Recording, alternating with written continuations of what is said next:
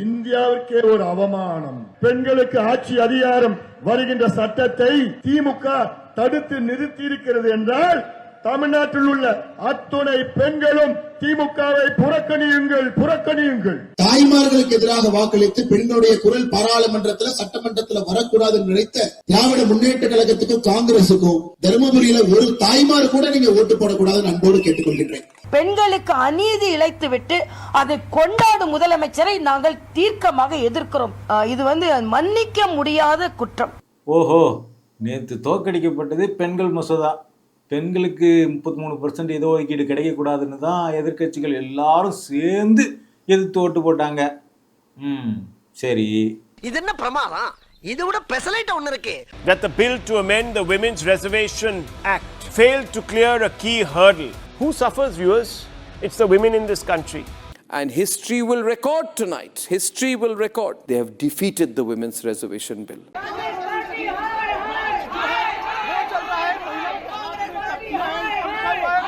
பா, இப்படி பொங்குறாங்களே, ஒருவேளை உண்மையா இருக்குமோ அப்படின்னு நீங்க நினைச்சீங்கனாலே ஒரு ப்ராபகண்டாக்குள்ள நீங்க சிக்கிட்டீங்கன்னு அர்த்தம். நாம பார்த்த எல்லாமே சுத்தமான நெய்யில, அக்மார்க் நெய்யில உருட்டின பரிசுத்தமான உருட்டு.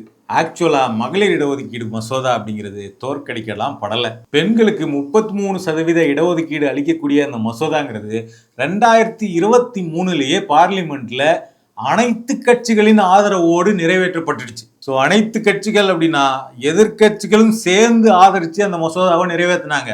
கிட்டத்தட்ட 454 வாக்குகள் பெண்கள் மசோதாவுக்கு ஆதரவாக வாக்களிக்கப்பட்டு தான் அந்த 33% மசோதா அப்படிங்கிறது வெற்றிகரமா நிறைவேற்றப்பட்டுச்சு.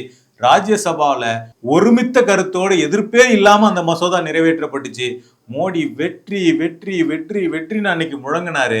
அன்னைக்கெல்லாம் 2023 நாங்க 33% நிறைவேற்றிட்டோம்னு முழங்கின மோடி, அதே அவருடைய ஆட்கள் தான் இன்னைக்கு பார்த்தோம்னா மகளிர் இடஒதுக்கீடு மசோதாவை தோற்கடிச்சுட்டாங்க எதிர்கட்சிகள் அப்படின்னு உருட்டிக்கிட்டு இருக்காங்க. சரிப்பா, 2023 நிறைவேற்றிட்டாங்க அப்படின்னா இப்ப கொண்டு வந்த மசோதா இருக்குது இல்ல, அது என்ன மசோதா? இப்ப கொண்டு வந்த மசோதா என்ன மசோதான்னா 543 எம்பிக்கள் பார்லிமெண்ட்ல இருக்காங்க இல்லைங்களா, அவங்களோட எண்ணிக்கையை 850 மாத்துறது, உயர்த்துறது தான் இந்த மசோதாவினுடைய முதன்மையான மெயின் அஜெண்டா. ஸோ 543 இருக்கிறத 850 அதிகப்படுத்தி அதுல இருந்து ஒரு 33% நாங்க பெண்களுக்கு கொடுக்கிறோம் அப்படின்னு சொல்லக்கூடிய மசோதா தான் இப்ப தோற்கடிக்கப்பட்டிருக்கு. ஸோ 543ங்கிறத அப்படியே வச்சுக்கிட்டு அதுல 33% இடஒதுக்கீடு பெண்களுக்கு கொடுத்தா அதுல எந்த சிக்கலும் இல்லை. அதைத்தான் எதிர்கட்சிகளுமே பாராளுமன்றத்துல எல்லாருமே தெளிவுபடுத்தினாங்க. சரி, இப்ப கொண்டு வந்த மசோதாவுக்கும் மகளிர் இடஒதுக்கீடுக்கும் எந்த லிங்க்குமே இல்லையா அப்படின்னு கேட்டா ஒரு லிங்க் இருக்குது.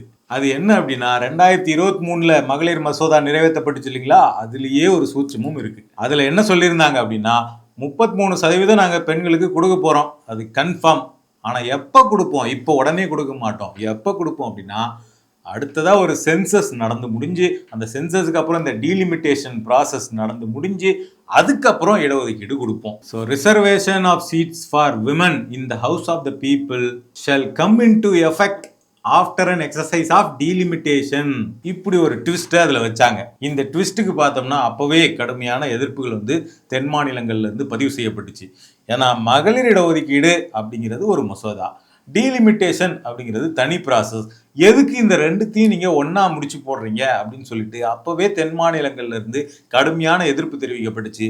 தமிழ்நாட்டில இருந்து கூட பார்த்தோம்னா கனிமொழி எம்பி எல்லாம் கடுமையான எதிர்ப்பு தெரிவிச்சாங்க. ஆனா எதிர்ப்பு தெரிவிச்சதோட இந்த மசோதாவை தோற்கடிக்கணும்னு அவங்க முயற்சி பண்ணல. ஏன் அப்படின்னா மகளிருக்கு 33% கொடுக்கறது அப்படிங்கிறது நீண்ட கால கோரிக்கையா இருந்துகிட்டு இருக்கு. இந்த மசோதாவை நம்ம தோற்கடிக்க கூடாது, ஆனா நம்மளுடைய கன்சர்னை பார்லிமெண்ட்ல பதிவு பண்ணிட்டு இந்த மசோதாவை ஆதரித்து வாக்களிக்கலாம் சொல்லிட்டு ஆதரித்து தான் வாக்களிச்சாங்க. ஸோ அதனால பார்த்தோம்னா இந்த 2027 சென்சஸ் நடக்க போகுது அப்படின்னு ஒன்றிய அரசு அறிவிச்சிருக்கக்கூடிய சூழல்ல திடீர்னு இப்போ என்ன பண்றாங்க அப்படின்னா, நாங்கள் டீலிமிட்டேஷன் பில்லை இப்போவே கொண்டு வரோம், இப்போவே நாங்கள் உமன்ஸ் ரிசர்வேஷனை அமல்படுத்த போகிறோம், சென்சஸ் வரைக்கும்லாம் எங்களால் வெயிட் பண்ண முடியாது அப்படின்னு சொல்லிட்டு அதெல்லாம் ரொம்ப லேட் ஆகிடும் அப்படின்னு சொல்லிட்டு திடீர்னு கொண்டு வராங்க. அதுதான் இந்த மசோதா. ஸோ அதனால் இதை ஒரு மகளிர் மசோதா, மகளிர் இடஒதுக்கீட்டுக்கான மசோதா அப்படின்லாம் சொல்ல முடியாது. மகளிர் இடஒதுக்கீடு மசோதாவோட ஒன்றிய அரசு லிங்க் பண்ண அந்த டீலிமிட்டேஷனுக்கான மசோதா தான் இந்த மசோதா. ஸோ இப்போ அந்த டீலிமிட்டேஷனை பண்றோம்னு சொல்றாங்க இல்லைங்களா, அந்த மசோதாவில் அதை நாங்கள் எப்படி பண்ணுவோம் அப்படின்னு போட்டிருக்காங்க அப்படின்னா, on the basis of the latest census data. அதாவது கடைசியா நம்ம கிட்ட என்ன சென்சஸ் டேட்டா இருக்குதோ அந்த டேட்டா அடிப்படையில் டீலிமிட்டேஷன் பண்ணுவோம். லேட்டஸ்ட் சென்சஸ்னா கடைசியா நம்ம கிட்ட இருக்கிறது 2011, அதுதான் லேட்டஸ்ட். அதை வச்சு டீலிமிட்டேஷன் பண்ணும்போது தென் மாநிலங்கள் மக்கள் தொகையை குறைச்சதுனால தென் மாநிலங்களினுடைய எம்பி சீட்டுகளின் எண்ணிக்கை குறையக்கூடிய ஆபத்து இருக்குது, கண்டிப்பாக குறையும் அப்படின்னு சொல்லி தான் தென் மாநிலங்கள்லாம் இதுக்கு கடுமையான எதிர்ப்பு தெரிவிச்சாங்க. இதை சொன்னாக்கா உடனே என்ன பண்ணாங்க அப்படின்னா, நாங்க மக்கள் தொகை அடிப்படையிலாம் பண்ண மாட்டோம் அப்படின்னு சொல்லிட்டு சொன்னாங்க. ஆனா நீங்க கொண்டு வந்த பில்லுல மக்கள் தொகை அடிப்படையில தான் பண்ணுவோம்னு போட்டிருக்குது. இது என்ன ஒரே குழப்பமா இருக்கு. சரி, நீங்க எப்படிதான் பண்ணுவீங்க அப்படின்னு கேட்டாக்கா, எல்லாருக்கும் ஒரே மாதிரி யூனிஃபார்மா எல்லா மாநிலங்களுக்கும் 50-50% நாங்க அதிகப்படுத்தி விட்டுருவோம் அப்படின்னு வாய்மொழியாக சொன்னாங்க. சரிங்க, சொல்றீங்களே, அது பில்லுல எங்கெங்க இருக்குது, பேப்பர்ல காணமே அப்படின்னு கேட்டா, அதெல்லாம் எங்களுடைய கேரண்டி அது அப்படின்னு சொல்லிட்டு மோடியும் அமித்ஷாவும் பேசினாங்க. சரி, உங்க கேரண்டி எல்லாம் இருக்கட்டும். கான்ஸ்டியூஷன்ல அதோடைய பிரிவு 81ல பார்த்தோம்னா மாநிலங்களுக்கு எம்பி சீட்டு ஒதுக்குறது அதோடைய மக்கள் தொகை அடிப்படையில தான் பண்ணணும்னு போட்டிருக்கே. அந்த மக்கள் தொகை அடிப்படையில பண்ணணுங்கிறத எதையாவது கான்ஸ்டியூஷன்ல மாத்தி இருக்கிறீங்களான்னு கேட்டா அதையும் மாத்தல. அப்புறம் எப்படி நீங்க நாங்க மக்கள் தொகை அடிப்படையில பண்ண மாட்டோம் 50% ஏத்துவீங்க அப்படின்னு சொல்றோம்னா, அதெல்லாம் நாங்கள் சொல்லுவோம், நாங்கள் செய்கிறோம், நாங்கள் சொல்கிறத மட்டும் கேளுங்க அப்படிங்கிற மாதிரி எங்க கேரண்டிங்கிறாங்க. ஆனால் அந்த கேரண்டியில் சட்டப்பூர்வமான உறுதி அப்படிங்கிறது எதுவுமே இல்லை. நாங்கள் சொல்கிறத நம்புறது மட்டும்தான் உங்கள் வேலை அப்படிங்கிறது மட்டும்தான் அவங்களுடைய வெர்ஷனாக இருந்தது. சரி, எப்படியாவது நீங்கள் சொன்ன மாதிரியே 50% கொண்டு வந்துட்டாலுமே அது எவ்வளோ நாளைக்கு தாங்கும்? ஒரு அரசியலமைப்பு சாசனத்தில் ஒரு திருத்தம் கொண்டு வந்து அதில் ஒரு கேரண்டி மக்களுக்கு கொடுக்கப்பட்டுச்சுன்னா அது நிரந்தரமான கேரண்டி. இப்போ ஒரு 25 வருஷத்துக்கு அப்படின்னு கேரண்டி கொடுக்குறாங்கன்னா அது நிரந்தரமான கேரண்டி. ஆனா நீங்க ஒரு விஷயத்த சொல்றது, வாய் வழியா சொல்றதோ அல்லது ஒரு சின்ன பில்லு ஒன்று கொண்டு வந்து அதன் மூலமா அறிமுகப்படுத்துறோம்னு சொல்றதோ எவ்வளவு நாளைக்கு அப்படிங்கிற கேள்வி இருக்கு. அதுக்கும் பதில் இல்லை. ஸோ இவ்வளவு சிக்கல் இந்த டீலிமிட்டேஷன் மசோதாவில் இருக்கிறதுனால தான் பார்த்தோம்னா இந்த 850 அதிகரிக்கிற இந்த மசோதாவை எதிர்கட்சிகள் எதிர்த்து வாக்களித்து தோக்கடிச்சிருக்கு. இதை வச்சுக்கிட்டு தான் பாஜக தரப்புல என்ன பண்ணிட்டு இருக்காங்கன்னா, பெண்கள் மசோதாவை தடுத்துட்டாங்க, மகளிர் இடஒதுக்கீடை தடுத்துட்டாங்க, இவங்கெல்லாம் பெண்களுக்கு எதிரானவங்க, ஐயோ பெண்களுக்கு கிடைக்கிற வாய்ப்பை பறிச்சுட்டாங்களே அப்படின்னு சொல்லிட்டு கூப்பாடு போட்டுட்டு இருக்காங்க. ஆனா உண்மையிலேயே பெண்கள் இடஒதுக்கீடு மசோதாவுக்கு இப்பவும் எந்த சிக்கலுமே கிடையாது. ஏற்கனவே 2023 நிறைவேற்றப்பட்ட அந்த மகளிர் மசோதா, இடஒதுக்கீடு மசோதாங்கிறது இன்னும் அப்படியே தான் இருக்குது. அதை நாங்கள் செயல்பாட்டுக்கு கொண்டு வந்து விட்டோம் அப்படின்னு வேற இந்த பில்லு வாக்களிப்புக்கு விடுற அன்னைக்கே காலையில அறிவிப்புலாம் விட்டுருக்காங்க. அப்போ ஒன்றிய அரசு இப்ப என்ன பண்ணா போகுதுன்னா, அந்த மகளிர் இடஒதுக்கீடு சட்டத்தில் இருக்கக்கூடிய அந்த டீலிமிட்டேஷன் அப்படின்னு லிங்க் பண்ணி இருக்கக்கூடிய அந்த வார்த்தையை மட்டும் நீக்கினா போதும், உடனடியாக அடுத்த நாளே பார்த்தோம்னா மகளிர் இடஒதுக்கீடு மசோதாவை அமலுக்கு கொண்டு வந்துட முடியும். ஸோ இதை பண்றதுல எந்த சிக்கலுமே கிடையாது. எதிர்கட்சிகளும் இதுக்கு எதிர்ப்பு தெரிவிக்க மாட்டோம் அப்படிங்கிறத உறுதியா சொல்லியிருக்கிறாங்க. ஆனா இப்படி ஒரு மசோதாவை பில்டு பண்ணி கொண்டு வந்தா, டீலிமிட்டேஷனை மகளிர் மசோதாவோட லிங்க் பண்ணி கொண்டு வந்தா டீலிமிட்டேஷனுக்கு எதிர்ப்பு வரும். அதை வச்சுக்கிட்டே நம்ம என்ன பண்ணிடலாம் அப்படின்னா, ஏற்கனவே நிறைவேற்றின மகளிர் இடஒதுக்கீடு சட்டத்தை இப்போ எங்களால் டீலிமிட்டேஷன் பண்ணாமல் அதை அமல்படுத்த முடியாது அப்படின்னு சொல்லி உருட்டிகிட்டே இருக்கலாம் அப்படின்னு நினைக்கிறாங்களான்னு தெரில. அதே மாதிரி இன்னொரு பக்கம் பார்த்தோம்னா தமிழ்நாடு, வெஸ்ட் பெங்காலெல்லாம் தேர்தல் நடந்துக்கிட்டு இருக்கு. தமிழ்நாடு தான் அதிகமாக இந்த டீலிமிட்டேஷனால பாதிக்கப்பட போகுது. இந்த டைமில் எதுக்கு கொண்டு வரீங்க அப்படின்னு கேட்டாக்கா, உடனே நாங்கள் வெயிட் பண்ண முடியாது, சென்சஸ் நடத்துகிற வரீங்களா அப்படின்னு அமித்ஷா சொல்கிறாரு.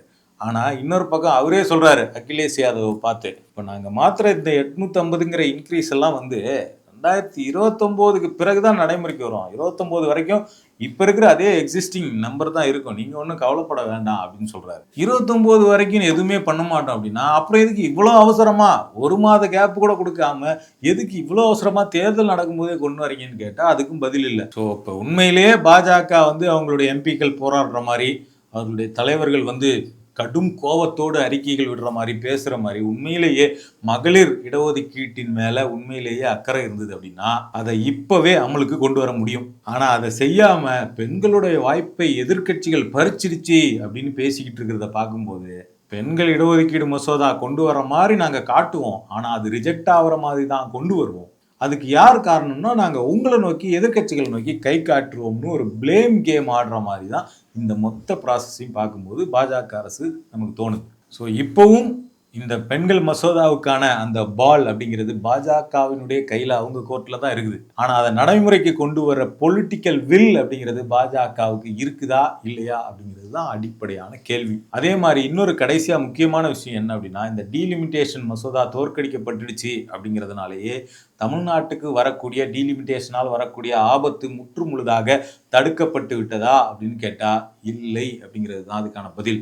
ஏன் அப்படின்னா ஒவ்வொரு சென்சஸுக்கு பிறகும் டீலிமிட்டேஷன் நடத்தணும் அப்படிங்கிறது அரசமைப்பு சாசனத்தில் சொல்லப்பட்டிருக்கு. அதனால 2027 சென்சஸ் நடத்தி முடிக்கப்பட்டுச்சுன்னா உடனடியாக டீலிமிட்டேஷன் அப்படிங்கிறது ஆட்டோமேட்டிக்காக நடைமுறைக்கு வரும். ஸோ இந்த ஆபத்திலிருந்து தமிழ்நாடும் தென் மாநிலங்களும் பாதுகாக்கப்படணும், இவங்களுடைய பிரதிநிதித்துவம் பாதுகாக்கப்படணும் அப்படின்னா இந்த டீலிமிட்டேஷன் ப்ராசஸை இன்னும் நீண்ட காலத்துக்கு ஃப்ரீஸ் பண்ணி வைக்கிறதுக்கான ஒரு அரசியல் அமைப்பு சாசன திருத்தம் கொண்டு வருவதற்கு இந்த பாஜக அரசுக்கு அழுத்தம் தர வேண்டிய முக்கியமான ரோல் அப்படிங்கிறது தென் மாநிலங்களுக்கு இருக்குது. ஒருவேளை அந்த திருத்தம் கொண்டு வரப்படவில்லை அப்படின்னா இப்போ தோற்கடிக்கப்பட்ட மசோதாங்கிறது ஒரு டெம்பரவரி ரிலீஃபாக தான் இருக்குமே தவிர ஒரு நிலைத்த தீர்வாக அது இருக்காது அப்படிங்கிறது தான் ரொம்ப முக்கியமானது. ஸோ டீலிமிட்டேஷன் ஆபத்து அப்படிங்கிறது 2027க்கு பிறகும் தமிழ்நாட்டுக்கு தொடரத்தான் செய்யுது. தொடர்ச்சியாக இந்த மாதிரியான தகவல்களை தெரிஞ்சுக்க யூ டர்னை சப்ஸ்கிரைப் பண்ணுங்கள்.